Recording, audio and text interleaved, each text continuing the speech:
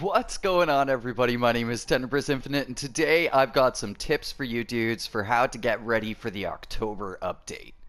The October update's going to be coming out later on this month, so I thought it would be really cool to put together some tips for you guys, talking about some strategies, talking about some loadouts, and just talking about some of the general things that you're going to need to keep in mind when you're going off and hunting for your rival in the update. But before we get into all these tips and tricks, we've gotten our first look at the experimental weapons that will be the rewards for fighting our rival machines in the upcoming update. And I gotta say, this Capist is looking hella classy.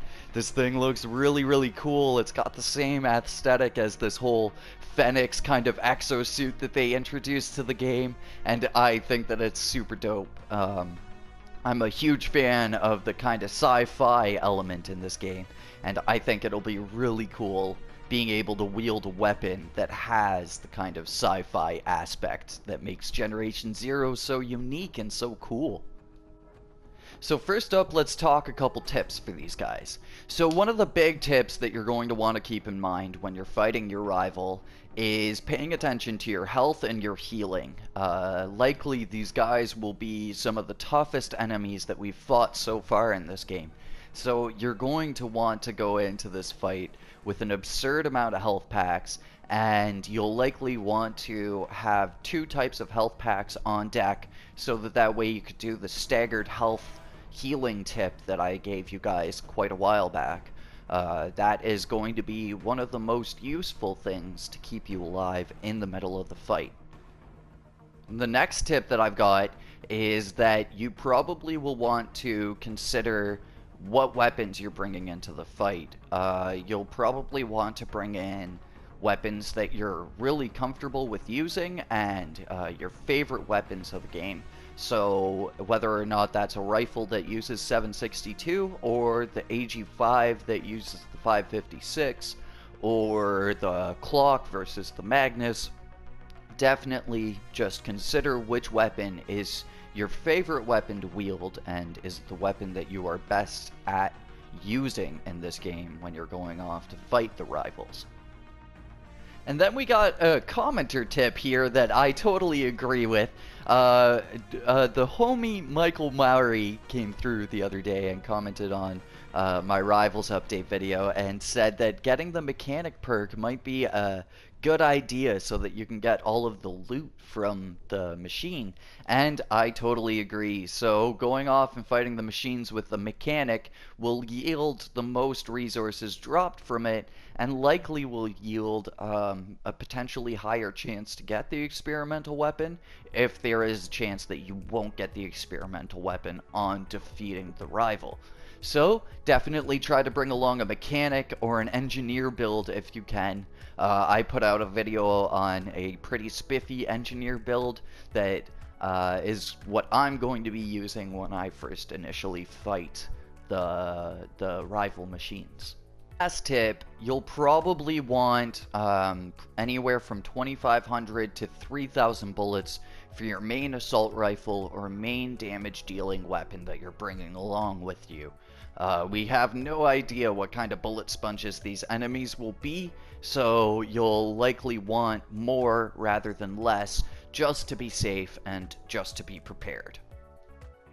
So, real quick, I'll talk about a couple places that you'll want to farm up in order to get some of the resources that you're going to want, being the health kits and the ammunition. So, the two obvious culprits are the two end game bunkers, the Skvarden bunker and the Hermelinen bunker.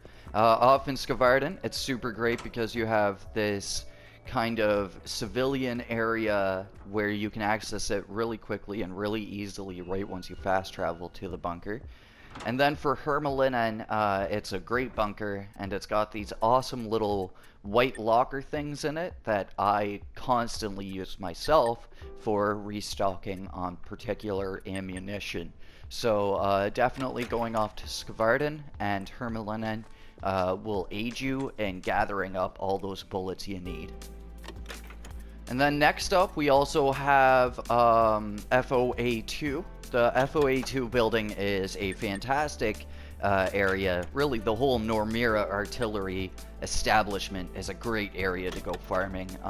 After you've completed the mission there, there's no enemies, and so you could just kind of go across this massive area and farm up tons of really great sources of ammunition, and again, med kits, grenades, and the whole 9 miles there. And lastly, a place that I've personally been hitting up a lot lately is actually the F-23 Overby Air Base. And this air base is super great. It's got this one room that's a gas room, but in the gas room there are tons of dead soldiers that you can again loot for tons of sources of ammo, grenades, and adrenaline shots. And then also there's these blue locker establishments in there that also have great sources of loot inside of them. So with those 4 locations, you probably will be able to farm up enough resources for yourself, as long as again you're going through with an engineer build of some sort, because engineers get the most out of all of their farming and looting potential due to the perks that they've chosen. Again, I made a video on that, so if any of you guys want to check that out, there will be a link down in the description. But now that we've gotten the farming and the general tips out of the way, let's talk about something a little bit more specific here, my dudes. We're going to talk about loadouts. So I've come up with 2 loadouts before we go into this fight, and both of them I think are winning combinations of the right amount of resources and the right amount of bullets in order to take down pretty much any enemy we'll be facing in this game. So let's talk about the first loadout here, the engineer build that I've made. This is going to be my first guy that I take off to fight the rival machines with, in order to see if, again, just as Michael had mentioned, whether or not the mechanic perk comes into play with the resources dropped from these rival machines. This guy's loadout is pretty awesome. So basically you've got the 50 cal, you've got the recoilless rifle, you got the AG5, the Herc Fist, and then the Magnus as your weapons. For the recoilless rifle, you're using only EMP rounds from this thing. This is going to be your main kind of pace holder for the whole fight. You're going to use this to kind of control the pace of the fight, paralyzing and EMPing the rival as you need to, potentially using this for crowd control if you need to. For the 50 cal, you're going to be using this from a distance, picking off any machines kind of around the rival, so that way you can have just a clear, easy fight with your rival only. And potentially you could use this to deal some damage to your rival from a distance as well. But the main damage dealing weapon, and as I had said, the weapon that you're going to carry around anywhere from 2,500 to 3,000 bullets for, will be your assault rifle of some sort. So with my engineer, I'm going with the AG5, simply because the AG5 benefits my engineer the most. The engineer that I've got is kind of designed around doing component damage specifically, so using the 556 is really useful for taking down those components. And then for the shotgun, we're going to be using the buckshot rounds, because simply put, the buckshot rounds do the most damage out of all of the shotgun rounds, so we're going to be using this for taking down the components specifically. You'll notice that with the second loadout I've got, I'm using my shotgun for a totally different reason. But with this guy here, the shotgun is mainly used as a damage dealing potential. And then we've got the 3 types of medkits, simply for the ease of having multiple sources of healing and being able to stave off any sort of damage. Carrying the simple first aids, because you can carry just an absolute ton of them at once, and then going all the way down to the advanced first aid kits for when you take those really big hits from the enemy. I'm also going to be bringing along my binoculars so that I can specifically check out what kind of loadout the rival has.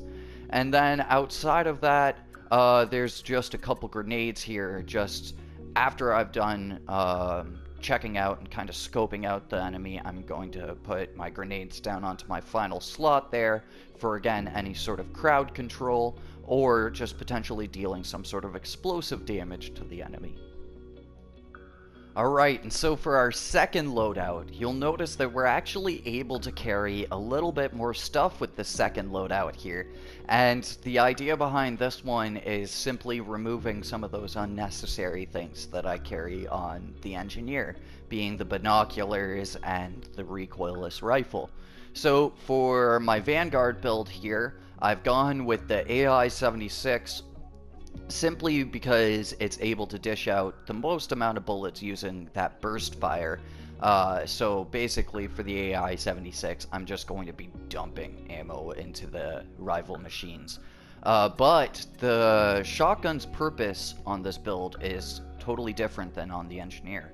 The shotgun for the Vanguard here is basically going to be used as a method of removing any sort of armor plating on the enemy, so that way I can get down to the components a little bit earlier and quicker. Again, we've got a sniper rifle here in order to take off any enemies, any weaker enemies, from a distance before the fight's actually started. But then when the fight does start, the general idea with this build is that I'll be using the EMPs here and then utilizing the shotgun to remove the armor from the enemy, so that way then the rest of the fight I'll be dealing direct damage. And then also we've got some grenades left over here in order to, again, kind of control the fight, take out any sort of ticks if ticks are getting dropped, and also to just kind of have thrown in there for when these medium-sized EMPs wind up running out. And for the EMPs, you'll definitely want to farm up quite a bit of those if you're going to use them. So some of the best places you can go to farm the EMPs are any areas with a lot of downed runners. Again, utilizing a mechanic perk in order to get the most out of your drops. And you just go there, you look inside the already defeated runners, and you have a chance of either getting small EMPs or medium-sized EMPs. And I believe that the medium-sized EMPs are on the military runners and up. So farming those can be pretty easy. You just have to kind of go to a lot of locations in order to get an adequate amount of EMP cells. So you had heard a little bit of my strategy there for my Vanguard here, but again, I'll just kind of reiterate it. The strategy that I've got going into the fight is going to be hitting the enemy with some EMP cells, and then using the Herc Fist in order to kind of remove any sort of armor that the enemy has, and then for the rest of the fight, generally just blasting away with the AI-76.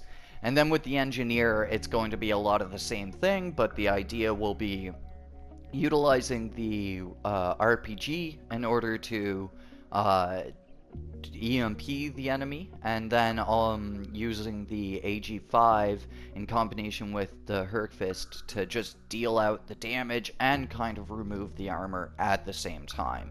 So both fights will go a little similarly, but I'm willing to bet that the fight will be a little bit easier with my Vanguard here, simply because I won't have to do any unnecessary fumbling around in my inventory, unlike what I'll have to do a little bit of with my Engineer. But both strategies are winning strategies, and in all honesty, I couldn't see this being you know, too crazy of an encounter, unless if these enemies are somehow resistant to EMPs in a way. So there we go, my dudes. Some pretty simple but solid and efficient tips for going into this whole thing. Plus also a sneak peek at the experimental weapons, which are looking super dope. And so hopefully you guys enjoyed this. Hopefully these tips have helped you out, and hopefully kind of have you in a better direction going towards this whole Rivals update and stuff. And hopefully, you know, if any of you guys were wondering what you should do to get prepared, this will give you a sort of answer, so that way you can know what to do. So, thank you so much for watching. I really hope that you guys all enjoyed this, and I really hope that it helped you out. And I will catch you guys on the next one. Until then, peace.